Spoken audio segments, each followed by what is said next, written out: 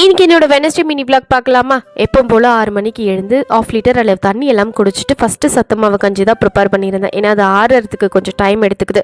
முன்னாடியே செஞ்சு வச்சுட்டோம் அப்படின்னா கொஞ்சமாவது ஆறி இருக்கும் அவன் குளிச்சுட்டு வந்து சாப்பிட்றதுக்கு.